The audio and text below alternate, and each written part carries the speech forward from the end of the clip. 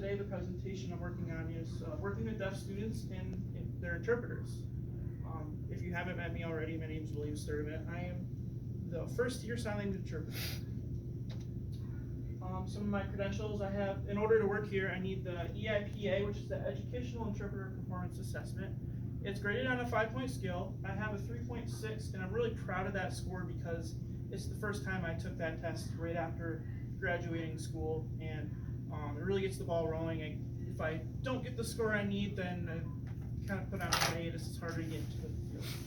I also, just as of 2 weeks ago, got the BEI, which is the Board of Evaluation of Interpreters, which allows me to do different community work. The EIPA is specifically K through 12. I just got last May my Associate of Applied Arts in American Sign Language Interpreting. At LCC, which is one of the top rated programs in the state. They are responsible for over 50% of Michigan's interpreters. Right now, I'm finishing out my bachelor's degree at Siena Heights University. That will be done at the end of the summer. So I'm super excited to be done with school for a little bit until grad school happens. For future degrees, I do want to get a master's degree and a PhD so I can teach at a collegiate level to train interpreters how to deal with these certain situations. Alright, so some of the things that I really want you guys to take away from this is just, can you see that clearly enough? Or, an understanding that there is a spectrum of deaf students and use of sign language. It's not, every student's not the same. I won't mention or talk a lot about the student that is at the school for confidentiality reasons. They are a special case. Let's just say that, and I'll explain more of why there's a big spectrum there. This is going to be some strategies of working with deaf students as well as their interpreters, and hopefully this will provide a gain of perspective for working in the future with interpreters and kind of understanding how the situation works. So, like I mentioned, there's a spectrum. So just like liberals and conservatives, you have the far right and you have the far left. Handwriting's bad, sorry. With the student that we have here completely on the right side there. The ASL, as you know, is American Sign Language, is a different language, it's a different structure.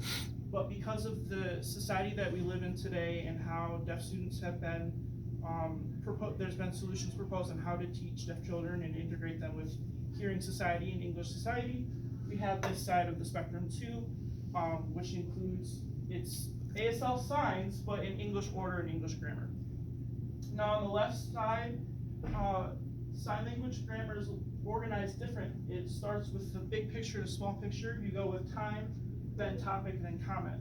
And I'll have a couple videos that show the difference between that and English, which is in completely English order. You're using ASL signs in English order.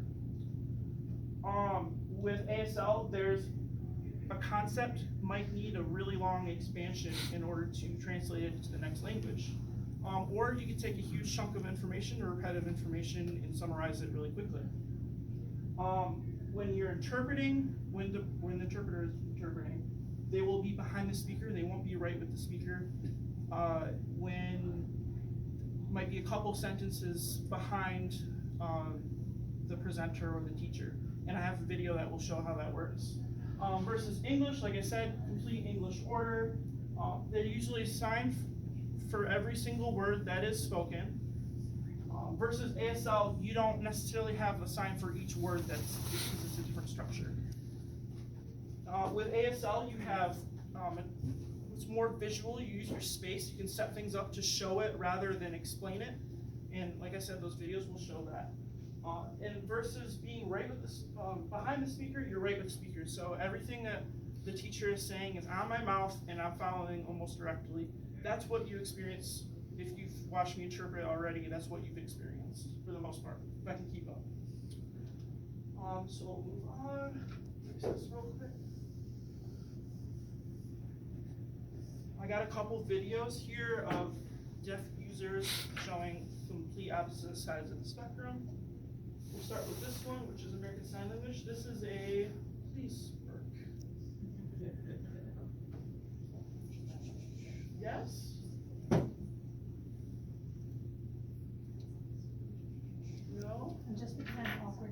video. This is an ASL storyteller who is very strong in ASL culture and using ASL grammar versus English.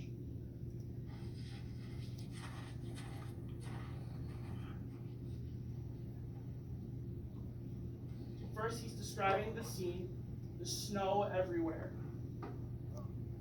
He's describing the situation as vastly white and overlaying hills. And then he sets up two people that are in the situation, they're kids. And he uses space to show that they're playing out in the snow. And they're having a snowball fight. If you could grab the lights for me again. This is, if you notice, he doesn't have English words on his mouth. They have what are called morphemes, and that's to add to the certain ASL structure that shows the intensity of something. It shows how big something, how small something is, how vast it can be. It's not mouthing every English word. There are some things that he might spell out that are the English word, but he's using close to pure ASL. Versus the other situation we have here.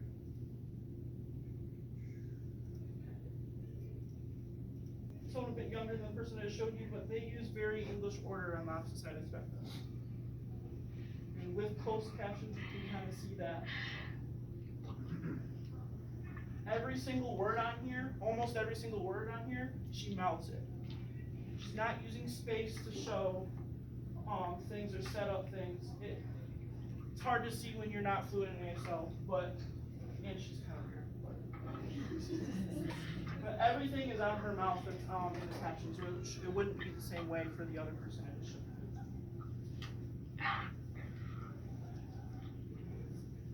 Check it out. That's very English style. And that's not really, I don't really have to show you much more to prove my point. Of course, if you have questions later, I can explain it more in depth. And the difference, like I said, is the mouth morphemes, not having the English on your mouth for the ASL versus English, which is complete English order, it's English structure. Now, the next videos I have are of myself interpreting. This is an ASL interpretation. Like I said, I'm going to be behind the speaker. I don't even start immediately when the presenter starts. This is an excerpt from Khan Academy, a history lesson. In the last video, we talked about the short-lived and highly unsuccessful.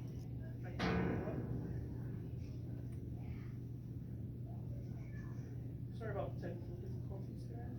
Working at an awkward angle. We talked about the short-lived and highly unsuccessful English colony at Roanoke Island. I'm just now starting interpreting. Which this is ASL. This is now what disappeared pretty much without a trace, and even today is still known as the Lost Colony. So as late as 1585, England has still not successfully established a New World colony. Well, all of that is about to change in 1607, when the Virginia Company, a joint stock company, or early precursor to the modern corporation, which spread out both the shares, the wealth, and the risk of an expedition like one headed to the New World. They received a charter for So as you New can World. see, I'm not right with the speaker. I'm massively behind. I don't have English order on my mouth. There are English words because I'm not a perfect interpreter, but in comparison to this video which you're about to watch, which is directly on the speaker. In the last video, we talked about the short-lived and highly unsuccessful English colony at Roanoke Island, which disappeared pretty much without a trace, and even today is still known as the Lost Colony. So as late as 15... So you can see I'm right on top of the speaker. That's, if you've seen me interpret, that's what I do every day.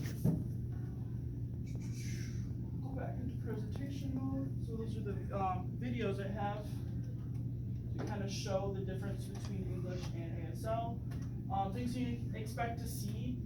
The interpreter is going to need more time to process information, as well as the deaf student who's watching that interpreter. This is for ASL.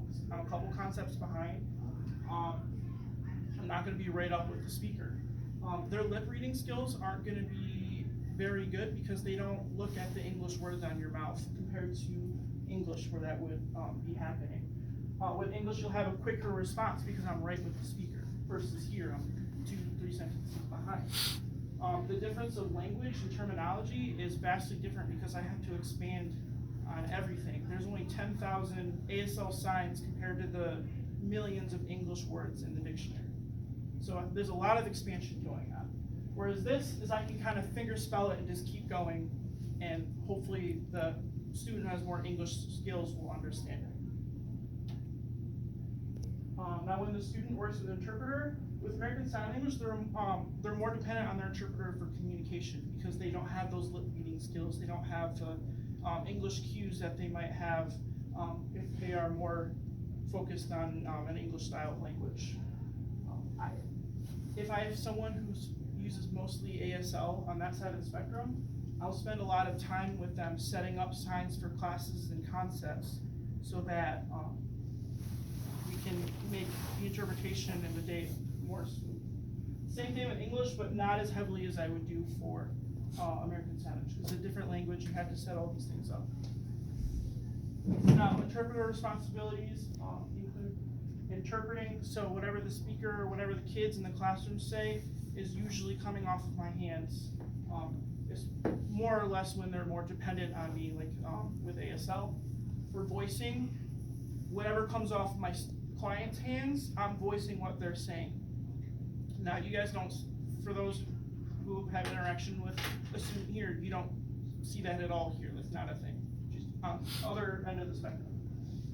An interpreter should be doing prep work during their job if it's necessary, if they feel like they're not prepared to interpret the information in that classroom. If they're familiar with that schema or class, they might not feel like they need to do as much prep work for that. But things like AP Psychology or maybe AP English, we might need to do a little bit more preparation. Continuing education units, kind of similar to what you guys do. I have to go to workshops and events and learn more about how to better myself as an interpreter. For example, this past weekend, I just went to a workshop that focused on medical terms and one that focused on ASL storytelling. This is something that you need to do to uphold your certification, to make sure that you're not just staying at your job and that's all you're doing. As an interpreter, gotta follow ethics, remain confidentiality, don't release the information. Between the interpreter and teacher, there might be a little bit of leeway because you guys are both in the same classroom. And professionalism, dressing up nicely, representing the school that you're working at, as well as your student. You don't want to come in ripped old jeans and a striped shirt, just like you probably wouldn't do as a teacher. Oops. Now, when teacher works with a deaf student, it's really a similar interaction with your other students. You're just going through an interpreter. Of course, there's going to be a delay in responses because you're going through another avenue for communication, but really you should treat your student somewhat the same as you would your other students. You're just using another tool to access that information. Note-taking, understand that a deaf student can't really do note-taking in class if they're looking at an interpreter. So if you notice that your deaf student's not writing notes in class, it's because they're trying to get all the information. As soon as they look down, they lose whatever information is being shared. Same thing with closed captions in note-taking. They can't look down from a video and get all the right information down without losing anything. Of course, you'll be involved, some of you will be involved with the deaf students IEP meeting, making sure that you're part of the educational team.